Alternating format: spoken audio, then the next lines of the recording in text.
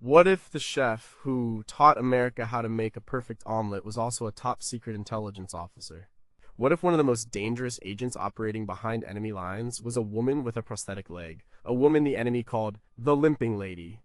What if the quiet college professor down the street spent his nights drawing maps for secret operations, and the millionaire playboy was actually funding resistance movements in occupied Europe?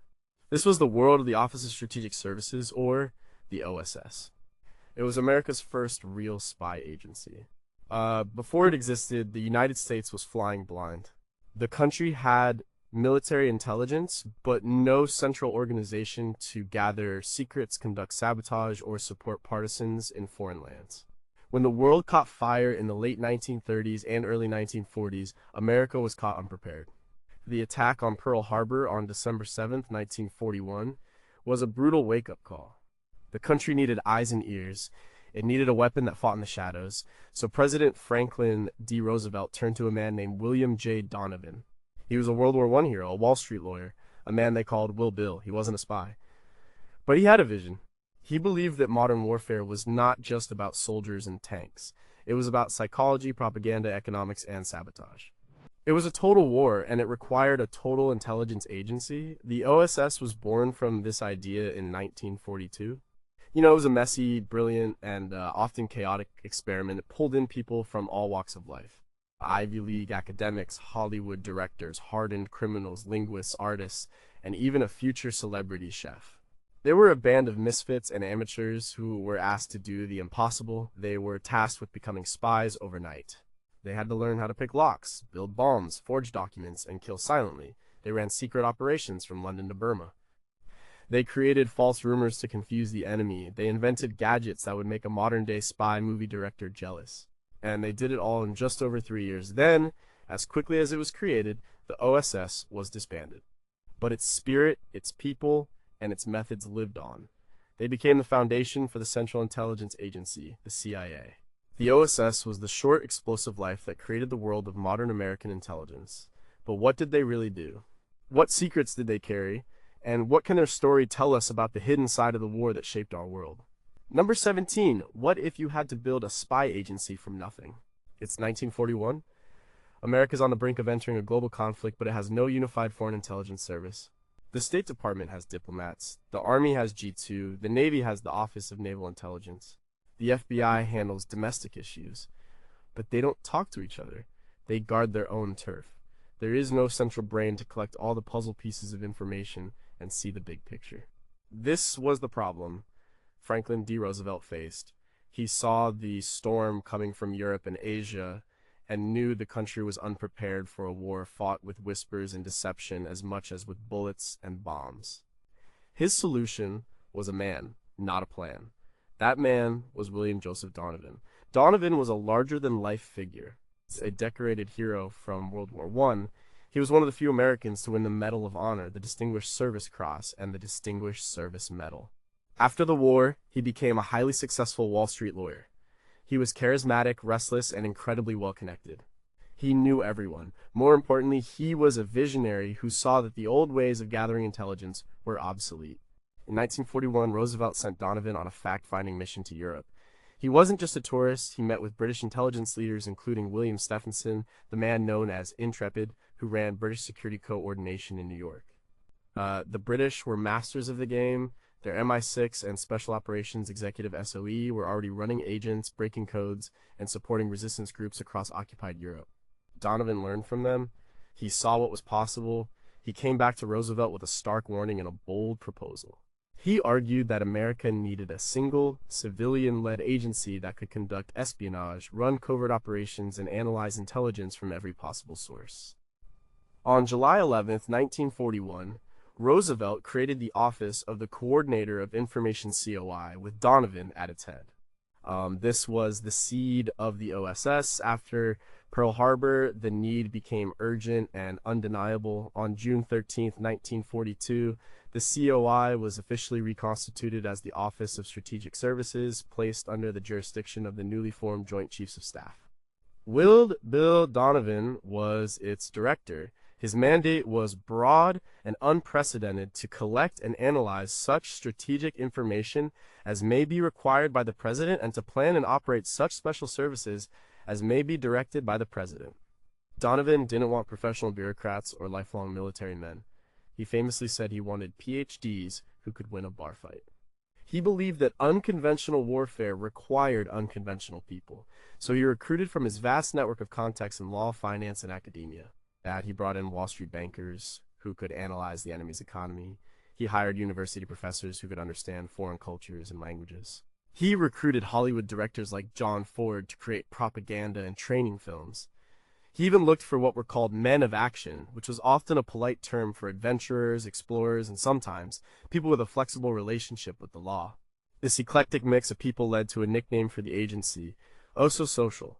It was a jab at the number of wealthy, well-connected Ivy Leaguers who filled its early ranks. And it was partly true, but it was also a misrepresentation. The OSS was far more diverse than its critics claimed. It included farmers, mechanics, and immigrants who spoke the languages of their home countries. The one thing they all had in common was a willingness to serve in a new and dangerous way. They were, as the historian Patrick K. O'Donnell called them, glorious amateurs. They had to make up the rules as they went along. There was no tradition to follow. They were, building the plane while flying it in the middle of a war. The OSS was an experiment born of necessity and driven by the sheer force of will of its creator, Wild Bill Donovan. If Donovan had chosen a different path and recruited from established military or police circles, would the OSS have been more effective, or would it have failed completely due to a lack of imagination? Number 16, how do you test a spy's mind? Once you've recruited a collection of professors, lawyers, and adventurers, how do you know if they can handle the pressure of being a spy? How do you find out if a person will crack under interrogation or freeze during a dangerous mission? The OSS had to figure this out, and fast.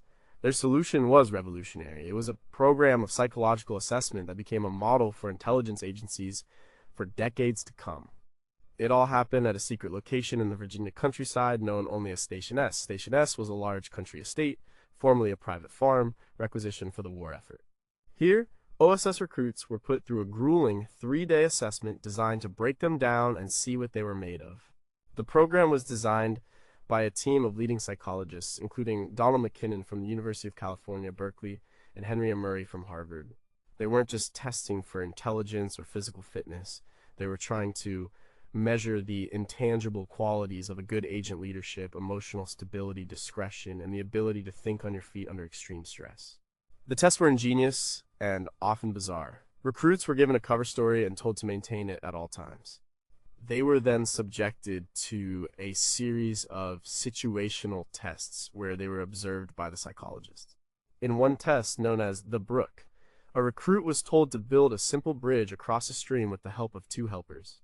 The catch was that the helpers were secretly actors, one instructed to be passive and useless, the other to be obstructionist and critical. The test wasn't about building the bridge. It was about seeing how the recruit handled frustration, managed difficult personalities, and led an impossible team. Another famous test was the stress interview. After being deliberately sleep-deprived and mentally exhausted, a recruit would be brought into a dark room and seated under a blinding spotlight.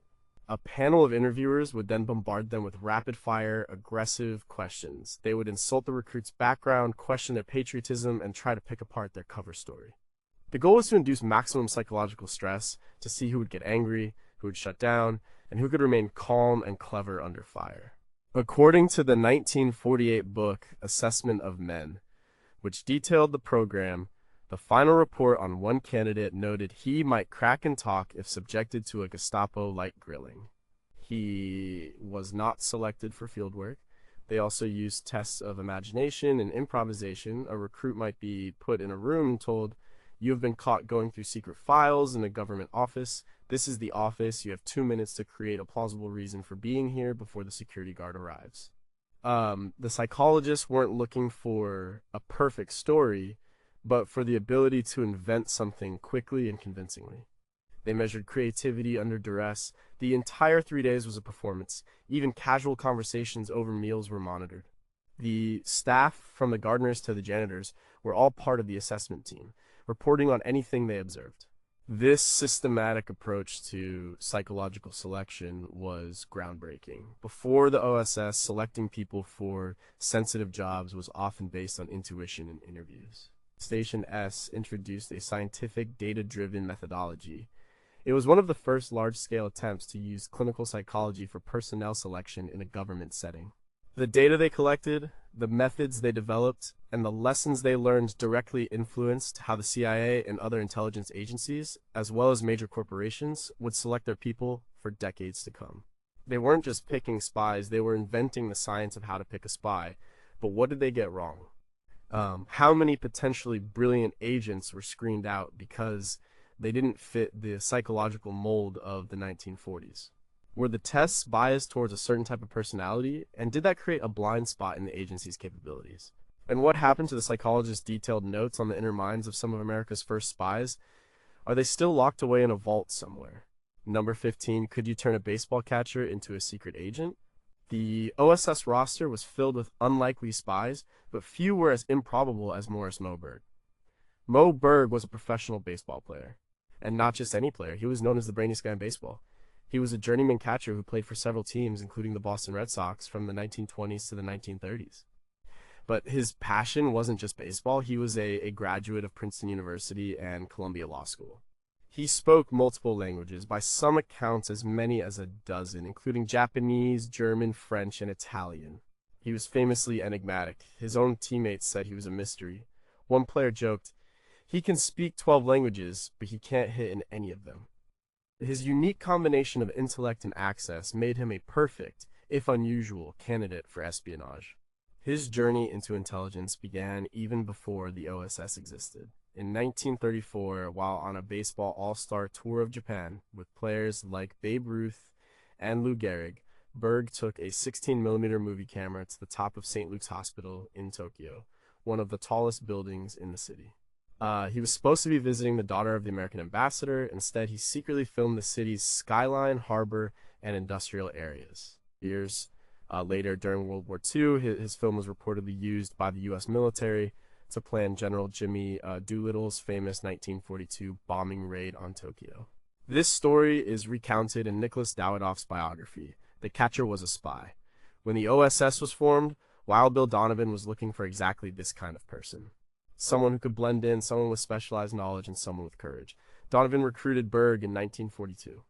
His first assignments were not glamorous. He used his baseball fame as a cover to travel to Latin America, where he monitored the health and morale of American troops. But his most important mission came later. The United States was deeply concerned about the German regime's atomic bomb program. The OSS was tasked with finding out how far along they were. Berg, the baseball catcher, was sent to Europe to find the answer. His primary target was Werner Heisenberg, the brilliant German physicist and a key figure in the country's nuclear research. In December 1944, Berg attended a lecture given by Heisenberg in Zurich, Switzerland.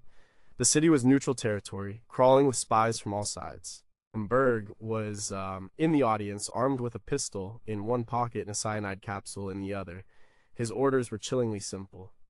He was to listen to Heisenberg's lecture and determine if the Germans were close to building a bomb. If he concluded they were, he was to shoot and kill Heisenberg on the spot. Berg sat through the lecture, understanding the complex physics being discussed. He listened for any clues, any hints of a weapons program. Based on what he heard and on a conversation he managed to have with Heisenberg at a dinner party afterward, Berg made a judgment call. He concluded that the Germans were nowhere near building a bomb. He put his pistol away. His assessment turned out to be correct. The German program was plagued by infighting and a lack of resources. Moberg, the baseball player, may have single-handedly prevented the assassination of a Nobel Prize-winning physicist based on his own analysis of nuclear physics. It was one of the most audacious and little-known missions of the war. After the war, Berg drifted, never returning to baseball and never really settling down. He remained a man of mystery until his death in 1972. How much did Berg's pre-war film of Tokyo really contribute to the Doolittle raid, or was its importance exaggerated after the fact? What specific words did Heisenberg say that convinced Berg not to pull the trigger? And were there other athletes or celebrities used by the OSS for secret missions whose stories have never been told? Number 14, what if your most feared agent had a prosthetic leg? In the dangerous world of espionage, an agent's life depends on their ability to blend in, to move without drawing attention. So what if your best agent had a noticeable limp? What if she had a prosthetic leg she nicknamed Cuthbert? For Virginia Hall, this was not a liability. It was a part of who she was, and it never stopped her from becoming one of the most successful and decorated spies of World War II. The German security police, the Gestapo, knew her only by her description. They considered her the most dangerous of all Allied spies and plastered wanted posters for the limping lady all over France. Hall was an American from Baltimore who had always wanted to be a diplomat, but her career in the Foreign Service was cut short in 1933 after a hunting accident in Turkey, which led to the amputation of her left leg below the knee. In that era, the State Department would not employ an amputee as a diplomat. She was told she could work as a clerk, but never as an officer. Frustrated but not defeated, Hall found another way to serve. When the war in Europe began, she was in Paris. She drove an ambulance for the French army until France fell to German forces in 1940. She then escaped to London, where she volunteered her services to the British. The British Special Operations Executive SOE, the organization that inspired much of the OSS, recognized her potential. They saw her fluency in French, her steely determination, and her fierce intellect. They trained her, and in August 1941, sent her into occupied France, making her one of the first female agents to be sent into the field. For over a year, under the cover of being a correspondent for the New York Post, she built resistance networks, organized sabotage operations, and arranged for supplies and agents to be parachuted in. She was a master of disguise and tradecraft, a brilliant organizer who coordinated a vast web of French resistance fighters. When the German forces took over all of France in late 1942, her position became untenable. The Gestapo was closing in. She had to escape. This led to one of the most harrowing journeys of the war. She had to cross the snow-covered Pyrenees Mountains into Spain on foot. Her prosthetic leg made the trek excruciating. At one point, she sent a radio message to her handlers in London complaining that Cuthbert was giving her trouble. The handler in London, not knowing her code name for her leg, replied with a message that must have seemed absurd. If Cuthbert giving you trouble, have him eliminated. She made it, but she wasn't done. After her escape, she joined the newly formed OSS. Her superiors were hesitant to send her back into France, believing her to be compromised and her limp too recognizable. But Hall insisted. In 1944, disguised as an elderly farm woman, she returned to France ahead of the D-Day landings.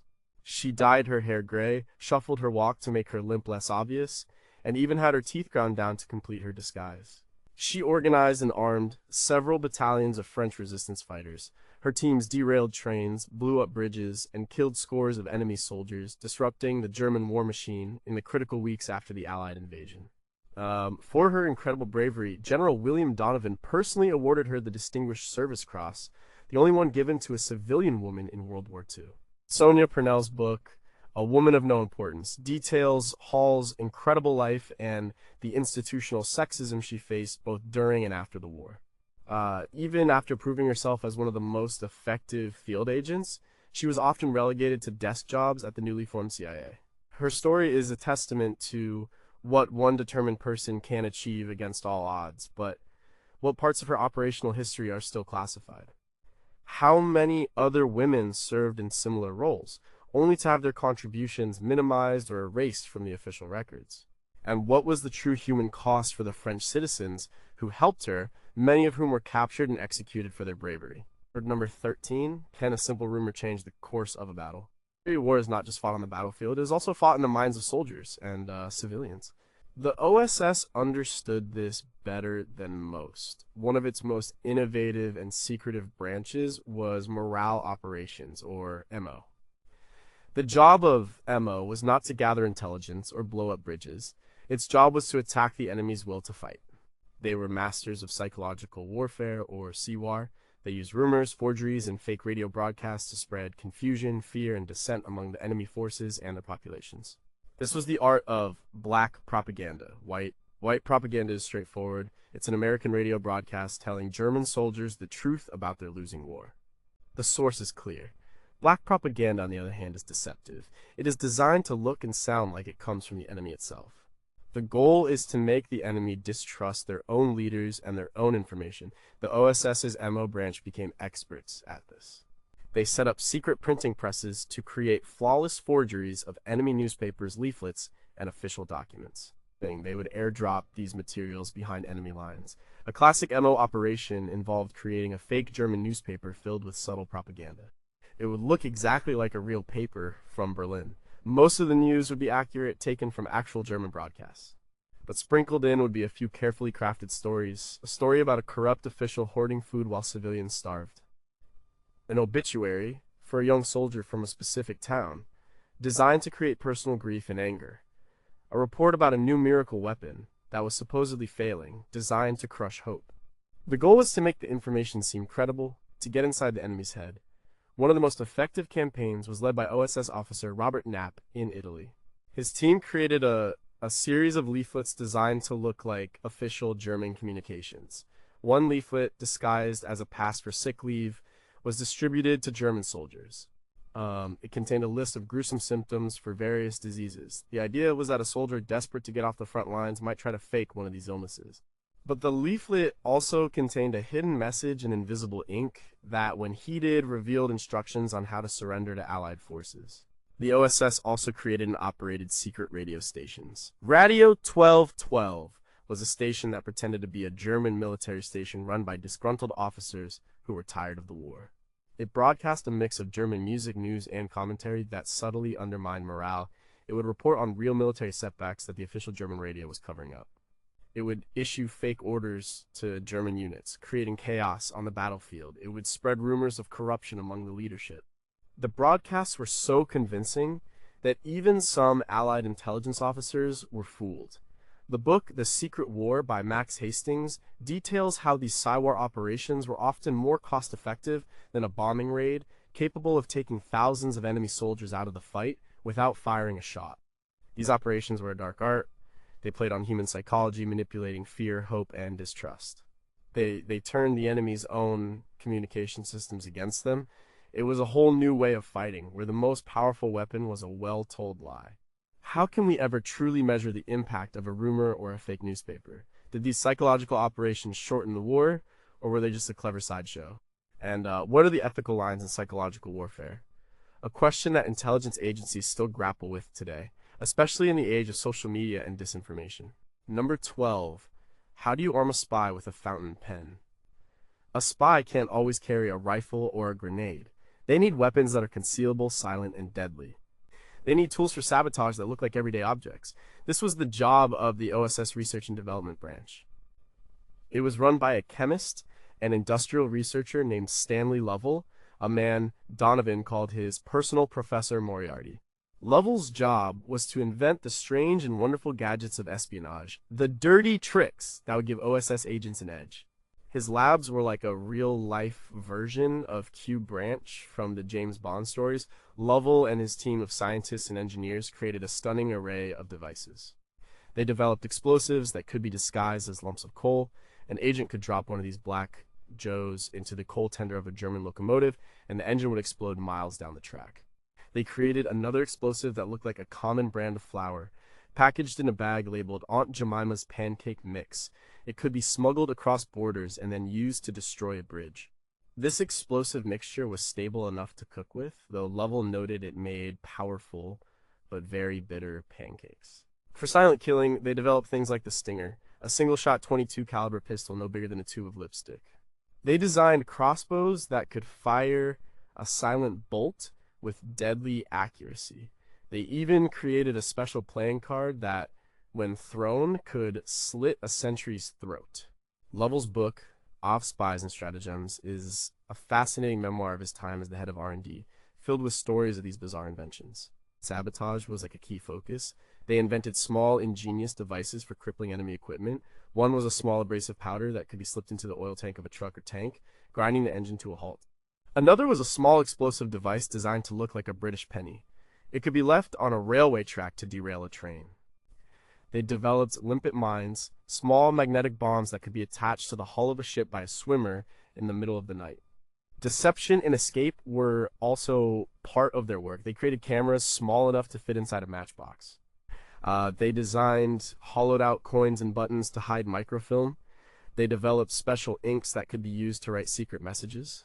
One type was blinking ink, which was visible only for a few moments after being heated and would then disappear again, preventing it from being discovered.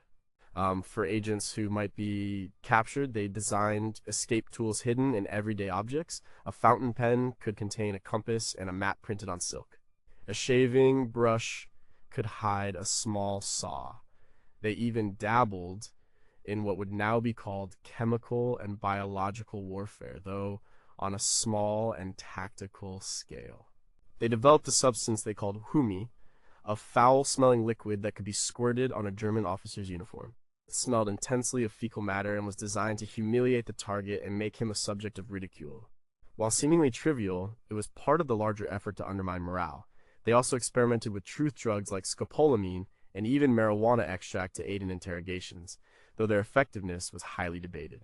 Stanley Lovell's work showed that in the world of espionage, imagination was the most powerful weapon of all.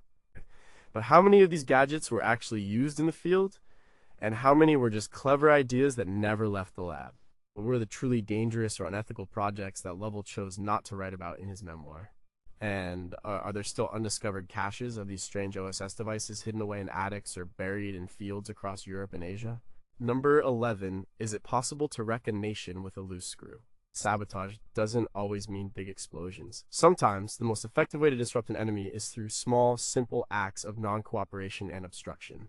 The OSS knew that if you could get thousands of ordinary citizens in occupied territories to do these small things, the cumulative effect could be devastating to the war effort. To that end, they created one of their most intriguing and enduring documents, the Simple Sabotage Field Manual. Published in 1944 and declassified years later, this small booklet was not about making bombs or derailing trains. It was a guide for the average citizen on how to be a thorn in the side of the occupying power. It was a handbook on how to use stupidity, clumsiness, and stubbornness as weapons of war. The manual was distributed to resistance groups and airdropped into enemy-held territory. Its core idea was that purposeful stupidity is a powerful tool. The manual is divided into sections, offering tips for different workplaces. For factory workers, it suggested simple things. When using a machine, adjust it so the tolerances are slightly off, producing parts that don't quite fit. When sharpening tools, sharpen them so they are a little bit dull, making them less efficient. Drop tools. Forget to oil machines. Use the wrong lubricant. Each act on its own is minor, easily explained as a mistake.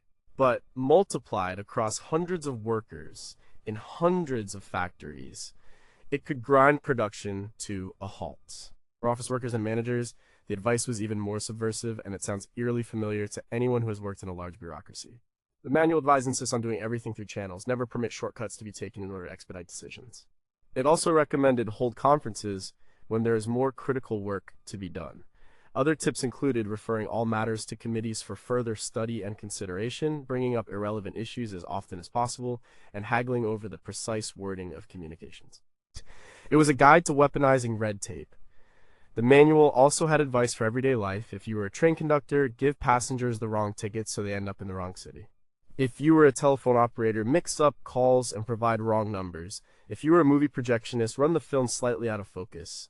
The beauty of these acts was their deniability. It was impossible for the authorities to prove that these were deliberate acts of sabotage. They just looked like everyday incompetence, but it was a coordinated, deliberate incompetence designed to create friction and inefficiency everywhere. The Simple Sabotage Field Manual shows a deep understanding of human systems. The OSS realized that modern industrial states, whether friendly or hostile, rely on a high degree of cooperation and efficiency. By deliberately introducing inefficiency at every level, you could clog the arteries of the state. The manual has had a strange afterlife. In recent years, it has been rediscovered and shared online, with many people noting how its advice for disrupting a bureaucracy still feels relevant today. It's a reminder that resistance can take many forms, and not all of them involve a gun. Sometimes the most powerful act of defiance is to work as slowly and inefficiently as possible. But how widely was this manual actually distributed, and did it have a measurable impact on enemy production? Were there specific instances where a major disruption was traced back to these simple acts? And does the continued relevance of its bureaucratic sabotage techniques say more about the OSS's brilliance or the timeless dysfunction of large organizations? Number 10, who are the real inglorious bastards? The movie *Inglourious Bastards* depicted a fictional team of commandos operating behind enemy lines. But the reality was just as dramatic. The OSS had its own elite units that parachuted into occupied territory to work with local resistance fighters. The most famous of these were the Jedburgh teams. The Jeds, as they were called, were the tip of the spear for the OSS and its British counterpart, the SOE. They were a special kind of soldier spy. The Jedburgh program was a three-nation effort: American OSS, British SOE, and French Bureau Central de Renseignement et d'Action. The teams were small, usually consisting of just 3 men, a commander either British or American, an executive officer of either nationality, and a radio operator, who was almost always a Free French soldier. Their mission was to be a link between the Allied High Command and the scattered, often disorganized French resistance, or Maquis. They were not a large fighting force. They were, as one of their training manuals stated, a catalyst. Their training was brutal and comprehensive. It took place in secret camps in England and Scotland. They learned parachute jumping, often at night, into uncertain drop zones. They were trained in weapons, both Allied and enemy. They learned the arts of demolition, communication, and guerrilla warfare. They also had to be linguists, fluent in French, and politically savvy enough to navigate the complex and often rivalrous factions of the French resistance. They had to be diplomats 1 minute and warriors the next. Starting on D-Day, June 6, 1944, and throughout the liberation of France, nearly 100 Jedburgh teams parachuted into France. They landed in the dark, often miles from their intended target, with nothing but the equipment they carried and the hope of meeting friendly partisans. Their job was to organize the local resistance groups into a more effective fighting force. They would arm them with weapons and explosives airdropped from Allied planes. They would train them in tactics. And most importantly, they would use their radio to coordinate the resistance's actions with the main Allied military strategy. The work was incredibly dangerous. The Jeds were operating deep in enemy territory, hundreds of miles from the front lines. If captured, they faced interrogation, torture, and summary execution. They lived in constant fear of betrayal. Yet their impact was enormous. The resistance forces they organized tied down huge numbers of German troops who otherwise would have been sent to fight the main Allied armies in Normandy. As documented in books like The Jedburghs by Will Irwin, these teams led sabotage campaigns that destroyed railroad lines, ambushed German convoys, and provided critical intelligence on enemy movements. One famous Jedburgh was William Colby, who would later become the director of the CIA. In August 1944, he parachuted into France to lead Team Bruce. His team armed and organized thousands of French partisans who harassed the retreating German army. The Jedburghs represented a new model of warfare. It wasn't about massive armies meeting in open battle. It was about small, highly skilled teams empowering local forces to fight for their own liberation. It was a forerunner of the modern Special Forces doctrine. They were a small investment of manpower that paid huge strategic dividends, proving that 3 brave men could be worth more than a whole battalion. What was the true casualty rate for the Jedburghs, a number that is still debated by historians? How many missions failed completely, with teams being wiped out before they could even begin their work? And how did the personal relationships and rivalries between the American, British, and French members of these teams play out in the high-stakes environment behind enemy lines? Number 9. How did America fight a secret war in the jungles of Asia? The story of the OSS is often focused on Europe, but the agency was fighting another, very different war on the other side of the world, in the dense, malaria-ridden jungles of the China-Burma-India theater. Here, the challenge was not just a human enemy, but the brutal environment itself. The OSS's most significant contribution in this theater was a unit with the unassuming name of Detachment 101. Detachment 101 was the first OSS unit to be deployed into the field, starting its operations in Burma in 1942. Its mission was to conduct unconventional warfare against the Japanese forces that had occupied the country. But they couldn't do it alone. The unit was small, never more than a few hundred Americans. To succeed, they had to rely on local partners. They found their allies in the Kachin people, a tribal group from the mountainous regions of northern Burma. The Kachins were fiercely independent and had a deep hatred for the Japanese occupiers. The OSS, led by men like Colonel Karl Eifler and later Colonel William Pears, formed a powerful alliance with them. The Americans provided weapons, training, and medical supplies. The Kachins provided the manpower, the local knowledge, and the will to fight. It was a perfect partnership. The Americans of Detachment 101 learned to live and fight in the jungle alongside their Kachin comrades. They ate the same food, suffered from the same diseases, and fought side by side in countless ambushes and raids. The tactics of Detachment 101 were pure guerrilla warfare. They operated in small teams deep behind Japanese lines. They blew up bridges, ambushed supply convoys, and attacked Japanese patrols. Their primary mission was to disrupt the enemy's lines of communication and supply, and to gather intelligence. They became the eyes and ears for conventional Allied forces, particularly for General Vinegar Joe, Stilwell's campaigns in the region. Using their radios, they could call in airstrikes on Japanese positions with deadly precision. The numbers tell the story of their effectiveness. According to official records cited in works like Donovan's Devils by Albert Laws, Detachment 101 is credited with killing over 5,000 Japanese soldiers and wounding many thousands more. They rescued hundreds of downed Allied airmen, and they did this with relatively few American casualties.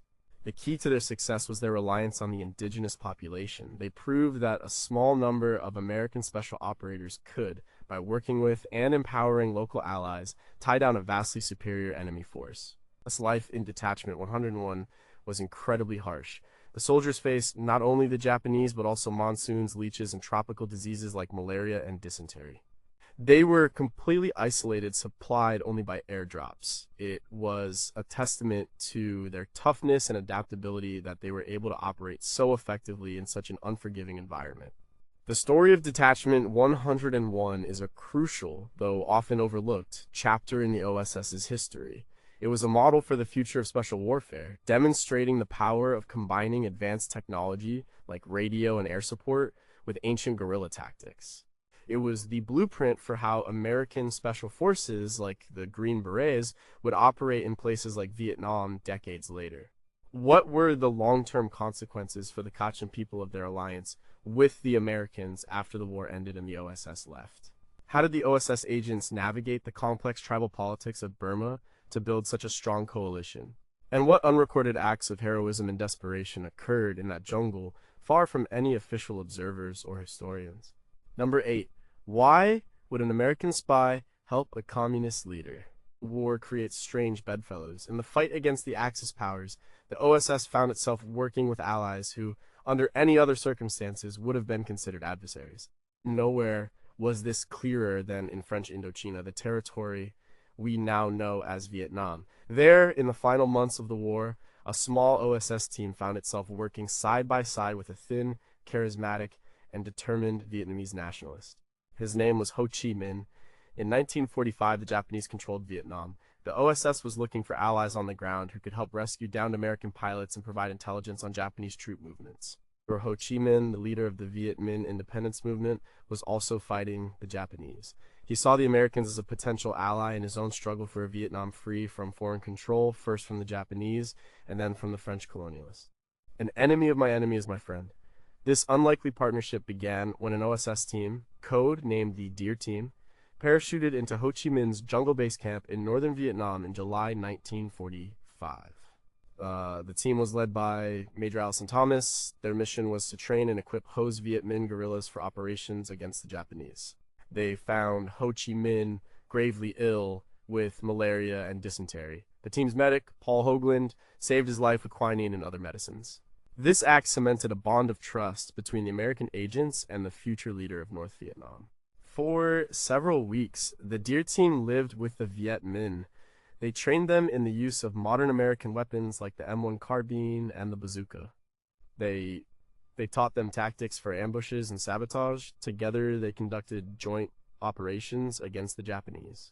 The Americans were impressed by the discipline and dedication of the Viet Minh soldiers, and Ho Chi Minh, for his part, was a great admirer of the United States.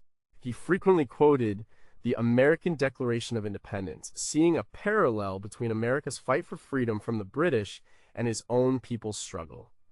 He hoped for American support for Vietnamese independence after the war. The relationship is documented in Archimedes El Pati's book, Why Vietnam? Patty was the OSS officer in Hanoi who worked directly with Ho.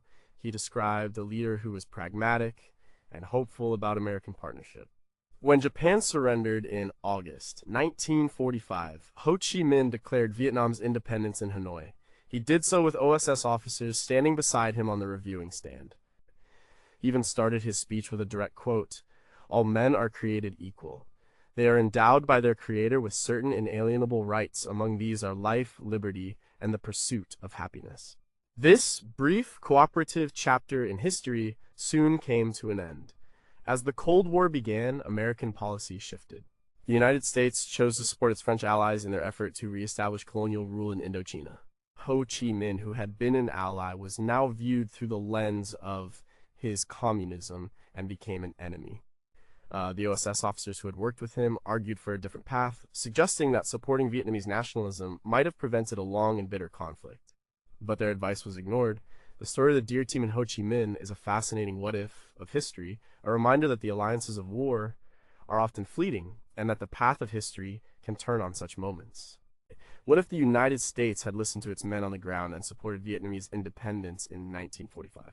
Could the Vietnam War have been avoided? How did the personal reports from the Deer Team members describe Ho Chi Minh, and were these reports deliberately buried by policymakers in Washington? And what did Ho Chi Minh truly think of the young American agents who saved his life and fought by his side? Number 7, did spies really hunt for stolen masterpieces? The war in Europe was not just a conflict of armies, it was also a war on culture. The German regime engaged in a systematic and unprecedented campaign of art looting across the continent. Masterpieces by artists like Vermeer, Rembrandt, and Michelangelo were stolen from museums and private collections to be amassed for a museum, or taken by high-ranking officials for their personal gain. The Allies knew that this cultural heritage was at risk, and the OSS played a quiet but crucial role in the effort to track it down. This mission was spearheaded by the OSS's Art Looting Investigation Unit ALU, while the more famous Monuments Men from the Monuments, Fine Arts and Archives program were the military officers on the ground tasked with protecting and recovering art. The ALU was the intelligence arm of the operation. Their job was to interrogate the looters, follow the paper trail, and uncover the vast, complex network that had been set up to steal Europe's treasures. They were the detectives of the art world. The unit was small and specialized, made up of art historians, museum curators, and investigators who had the unique skills to understand the art world and the criminal underworld. One of its key figures was James S. Plott, the former director of Boston's Institute of Modern Art. Another was S. Lane Faison Jr., a professor at Williams College. These were not typical spies. They were scholars turned intelligence officers. Their work began in late 1944 as Allied forces pushed across Europe. They followed closely behind the frontline troops, heading for the museums, galleries, and private residences of top enemy officials. Their most important work was conducting interrogations. They questioned captured German officials, art dealers, and shippers who had been involved in the looting. One of their most significant sources was a German art dealer named Karl Haberstock, who had been one of the primary purchasing agents for the regime's stolen art. Through these interrogations, the ALU was able to piece together the puzzle. They learned who stole what, from where, and most importantly, where it might be hidden. They created detailed reports known as the ALU reports, which became essential guides for the Monuments Men in the field. The reports identified secret repositories where the stolen art was being stored. These were often in unlikely places, like the Neuschwanstein Castle in Bavaria, or deep within salt mines in Austria, such as the one at Altaussee. The Altaussee mine alone held thousands of pieces of stolen art, including the famous Ghent altar piece by the Van Eyck brothers and Michelangelo's Bruges Madonna. The intelligence provided by the ALU was critical in locating these caches before they could be destroyed by retreating enemy forces who had orders to blow up the mines rather than let the art fall into Allied hands. The story of this recovery is famously told in the book The Monuments Men by Robert M. Edsel. The work of the Art Looting Investigation Unit was a unique part of the OSS's mission. It wasn't about military strategy or sabotage. It was about preserving a shared cultural heritage. It was a recognition that some things were worth fighting for beyond just territory and politics. They were fighting to save the soul of a continent. What priceless works of art are still missing, their locations lost to history. What secrets did the art dealers and German officials take to their graves, and what networks of collaboration were never fully exposed? And how did the experience of witnessing this systematic cultural destruction shape the post-war views of the scholars and art historians who served in this secret unit? Number 6, what did the chef who taught America to cook do during the war? Before she was Julia Child, the beloved television personality who brought French cuisine to American homes, she was Julie McWilliams, a young woman looking for adventure and a way to contribute to the war effort. Standing over 6 feet tall, she was rejected by the Women's Army Corps WACs for being too tall, but the OSS had a place for her. In 1942, she joined the agency, starting, like many women at the time, in a clerical role, but Julia Child was not destined to be just a file clerk. She started at the OSS headquarters in Washington, D.C., working directly for General Bill Donovan. Her first job was as a research assistant in the Secret Intelligence Division. She was responsible for organizing and managing a huge volume of classified information. She kept track of the names and locations of every OSS officer and agent around the world. It was a job that required incredible discretion and organization. She was, in essence, the human search engine for the OSS's global spy network. Her most famous contribution during this period was not culinary, but chemical. The OSS R&D branch was working on a problem in the China-Burma-India theater. They needed a shark repellent. The Navy had been putting explosives in the water to deter sharks from attacking downed pilots and sailors, but this was not a reliable solution. The OSS was tasked with developing a chemical compound that could be coated on underwater mines to keep sharks from bumping into them and setting them off prematurely. Julia Child, with her sharp and organized mind, was put on the team to help solve the problem. She and her colleagues worked with scientists, including a prominent zoologist, to test various concoctions. They tried everything from rotten meat to known poisons. As she later described it, they cooked up all sorts of goo. Eventually, they developed a successful formula based on copper acetate that, when released in the water, smelled like a dead shark, effectively repelling live ones. The recipe she helped develop was used throughout the rest of the war. It was one of her first successful recipes, though it was designed to save lives, not to be served for dinner. This story is detailed in Jennet Conant's book, A Covert Affair. Later, she was posted overseas, first to Ceylon, now Sri Lanka, and then to Kunming, China. These were major hubs for OSS operations in Asia. In these roles, she handled highly classified communications. She had access to top-secret cables and documents detailing operations across the entire theater. It was in Ceylon that she met her future husband, Paul Cushing-Child, who was also an OSS officer. He was a sophisticated man who had lived in Paris and introduced her to fine food. It was this meeting in the middle of a war and a world away from home that sparked her lifelong passion for cuisine. Julia Child's story is a wonderful example of the kind of people the OSS attracted. She was bright, adventurous, and dedicated. She never served as a field agent behind enemy lines, but her work was vital to the functioning of the agency. Her role, and the roles of hundreds of other women in the OSS, was to build and maintain the organizational backbone that made the spies' work in the field possible. She was part of the essential, unseen machinery of intelligence, and it was her secret war service that ultimately led her to the man and the passion that would define the rest of her life. What other seemingly ordinary historical figures had secret lives within the OSS? What specific, sensitive information passed through Julia Child's hands? And what did she know about the great clandestine operations of the war? And how did her experience in the highly organized and methodical world of intelligence influence her famously precise and systematic approach to cooking? Number 5, what happens when a secret mission goes wrong? The history of the OSS is filled with stories of daring successes. But for every successful mission, there were others that ended in failure and tragedy. For war is unpredictable, and espionage is a risky business. Not every agent was a hero. Not every plan worked. The story of the OSS is incomplete without acknowledging the missions that went terribly wrong, serving as brutal lessons for the young agency. One such example was Operation Penny Farthing in Italy in late 1943. The mission was to land a team of 15 American soldiers, all of Italian descent, on the coast of Italy, far behind enemy lines. Their task was to blow up a crucial railway tunnel to disrupt the German supply lines. The men were part of the 2,677th OSS Regiment, a unit specifically created for these kinds of operations. They were well trained and highly motivated, but the plan was flawed from the start. The team was to be dropped off by a U.S. Navy patrol torpedo boat. But due to poor weather and navigational errors, they were put ashore in the wrong place. They found themselves in a more populated area than expected, making it harder to move without being seen. Worse, their radios failed, cutting them off from their headquarters. They were on their own, deep in hostile territory, with no way to call for help or report their situation. The team pushed on, trying to complete their mission, but they were hunted from the moment they landed. Local fascist informants reported their presence to the German authorities. A massive manhunt began. Within a few days, all 15 members of the team were either killed in firefights or captured. The captured men were not treated as prisoners of war. Because they were of Italian heritage and were caught out of uniform behind enemy lines, they were considered spies and traitors. They were handed over to the German military, interrogated, and then executed by firing squad. The mission was a complete failure. The tunnel was never destroyed, and all 15 men lost their lives.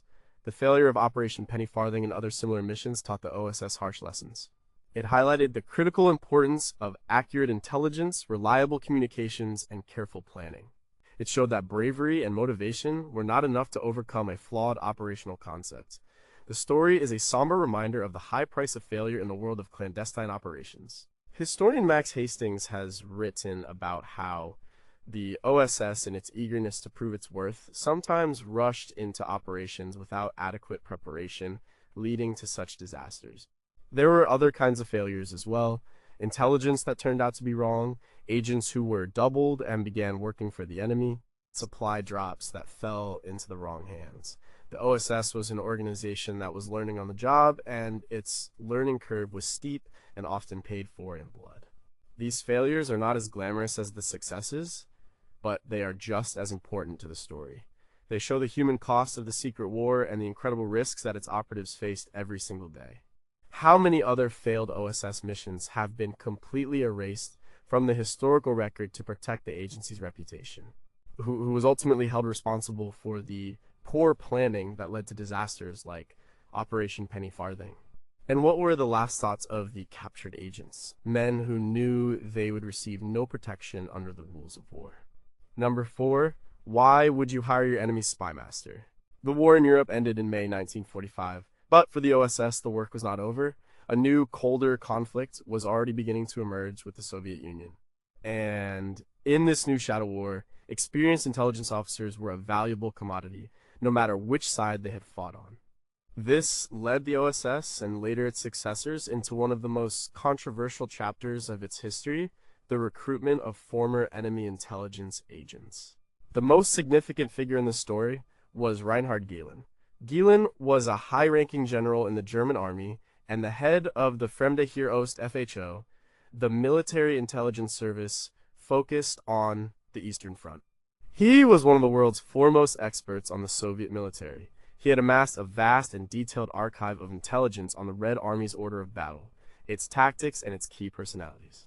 As the German war machine collapsed, Gehlen knew his knowledge would be priceless to the Americans. In the final days of the war, Gehlen made a calculated move. He ordered his staff to microfilm the FHO's entire archive. He then packed the microfilm into watertight drums and buried them in the Austrian Alps. He and his top aides then made their way to the American lines and surrendered. At first, the Americans treated him like any other high-ranking prisoner. But when Gehlen told them what he had, the most complete intelligence archive on the Soviet Union in existence, the OSS took notice. Alan Dulles, the OSS station chief in Bern, Switzerland, and a future director of the CIA, was a key player in this. Dulles was a pragmatist. He understood that the post-war world would be dominated by the rivalry between the US and the USSR. He saw Gehlen not as a former enemy, but as a future asset. An agreement was struck.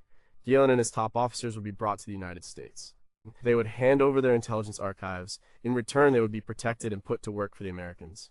This led to the creation of what became known as the Gehlen Organization. Funded secretly by the U.S. Army and the nascent CIA, Gehlen essentially rebuilt his old FHO intelligence network. He recruited hundreds of his former German intelligence officers. From a base in West Germany, they spied on the Soviet Union and its satellite states in Eastern Europe. For the first decade of the Cold War, the Gehlen Organization was the primary source of intelligence on the Soviets for the United States. In 1956, the organization was formally handed over to the West German government and became the BND, Germany's Foreign Intelligence Service, with Reinhard Gehlen as its first president. This decision was, and remains, deeply controversial. Critics, such as historian Christopher Simpson in his book Blowback, argue that the Americans, in their haste to gain an edge in the Cold War, whitewashed the past of Gehlen and his men.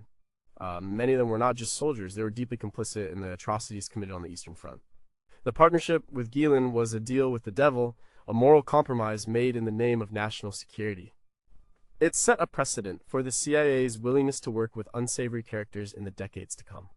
It was a clear sign that the idealism of the war against fascism was giving way to the cold, hard pragmatism of the long twilight struggle against communism. What specific war crimes were committed by men who were later hired by the Galen organization? Did Allen Dulles and the OSS know the full extent of their new partner's past, or did they practice a form of willful ignorance? And how much of the intelligence provided by the Galen organization was actually disinformation designed to serve their own post-war agendas? Number 3, why did America's president shut down his own spy agency? The Office of Strategic Services was one of the great success stories of the American war effort. In just 3 years, it had gone from a chaotic idea to a global intelligence powerhouse. It had proven the value of centralized intelligence and covert action. So why, just a few weeks after the end of the war, was it abruptly disbanded? The answer lies in the politics of Washington and the personality of a new president, Harry S. Truman. When President Franklin D. Roosevelt died in April 1945, his vice president, Harry Truman, was thrust into the presidency. Truman had been largely kept out of the loop on the war's biggest secrets, including the atomic bomb and the inner workings of the OSS. He was a man who was deeply suspicious of secret organizations and concentrated power. He had a Midwesterner's skepticism of the East Coast establishment types who he felt dominated the OSS. Truman wasn't alone in his distrust. The OSS had made powerful enemies during the war. J. Edgar Hoover, the formidable director of the FBI, saw the OSS as a rival. He fiercely guarded his bureau's turf and resented Donovan's global ambitions. The military intelligence branches, G2 for the Army and ONI for the Navy, also saw the OSS as an upstart competitor. They had been in the intelligence business for a long time and didn't like this new civilian agency treading on their territory. After the war, these rival agencies saw their chance to dismantle the OSS and reclaim their power. In the fall of 1945, a fierce bureaucratic battle raged in Washington over the future of American intelligence. Wild Bill Donovan had a plan. He proposed creating a permanent centralized civilian intelligence agency that would report directly to the president. It would be a peacetime version of the OSS. He argued that even in peace, America needed a global intelligence service to provide warning of future threats. His opponents, however, painted a different picture. They leaked stories to the press portraying Donovan's proposed agency as an American Gestapo, a secret police that would spy on American citizens. The fear of a powerful, unaccountable intelligence agency was a potent political weapon. Truman sided with the critics. He was wary of Donovan's power and influence. On September 20th, 1945, President Truman signed Executive Order 9621. The order was simple and brutal. It stated that the Office of Strategic Services would be terminated as of October 1st, 1945. It was all over in less than 2 weeks. The great experiment was finished. The various branches of the OSS were scattered. The Research and Analysis branch went to the State Department. The Covert Action and Espionage branches were put into a temporary unit in the War Department. The glorious amateurs were sent home. Wild Bill Donovan, the father of American intelligence, was out of a job. Truman's decision created what many in the intelligence community called a blind spot. For over a year, America had no functioning, centralized intelligence service. The pieces were scattered across different government departments, not talking to each other, just as they had been before the war. It quickly became clear that this was a dangerous situation, especially as the Cold War with the Soviet Union was heating up. The world was not getting safer. The need for a peacetime intelligence agency, the very thing Donovan had argued for, became undeniable. The dissolution of the OSS was not an end, but a brief, chaotic intermission. What if Roosevelt had lived? Would he have protected the OSS and transitioned it into a peacetime agency, as Donovan had hoped? How much of Truman's decision was based on genuine principle versus personal animosity towards Donovan and his oh-so-social crowd? And what crucial intelligence was missed by the United States during the year-long gap between the end of the OSS and the creation of its successor? Number 2. How did the ashes of the OSS give rise to the CIA? When Harry Truman disbanded the OSS in October 1945, he thought he was closing a chapter. In reality, he had just created a vacuum. The old, fragmented system of intelligence gathering was not up to the challenges of the post-war world. The growing threat from the Soviet Union made it painfully obvious that America needed a permanent, professional intelligence service. The very men who had fought against the OSS's continuation now realized something had to be done. The ashes of the OSS would become the seeds of the CIA. The period between 1945 and 1947 was one of confusion. The skilled operatives, analysts, and networks that the OSS had built over 3 years were scattered.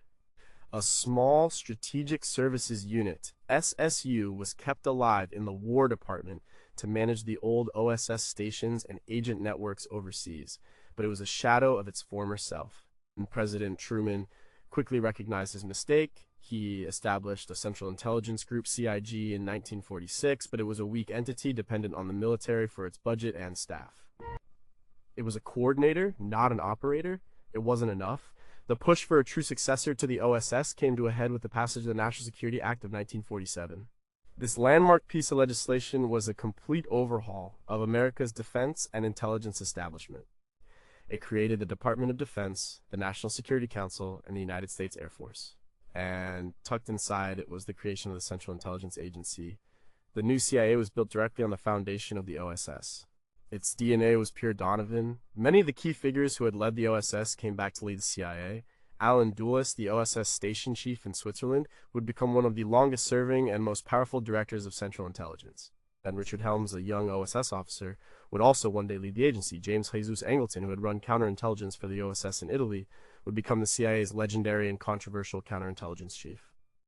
The old boys network of the OSS became the new management of the CIA. The structure of the new agency was also modeled on the OSS. The OSS had been split between analysis, the brains, and operations, the cloak and dagger. The CIA mirrored this.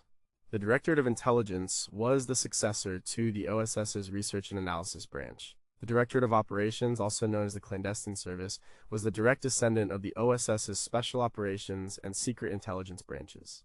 The methods, the tradecraft, and the ethos of the OSS were carried over. The idea of covert action, of secretly influencing events in other countries, which had been a hallmark of the OSS, became a central and controversial part of the CIA's mission. In many ways, the CIA was the permanent professional organization that Wild Bill Donovan had envisioned all along. But it was also born with what some have called the original sin of the OSS. The OSS's willingness to engage in morally ambiguous operations, to work with unsavory characters, and to operate in the shadows with little oversight was passed on to its successor. The legacy of the OSS is therefore a dual one. It created a world-class intelligence service that was vital to American security during the Cold War. But it also bequeathed the culture of secrecy and covert action that would lead the CIA into some of its most controversial episodes, from coups in Iran and Guatemala to the Bay of Pigs and beyond. The ghost of the OSS has haunted the CIA ever since. What aspects of OSS culture were deliberately left behind in the creation of the CIA? How did the early CIA's mission differ from what Donovan originally proposed for his peacetime agency?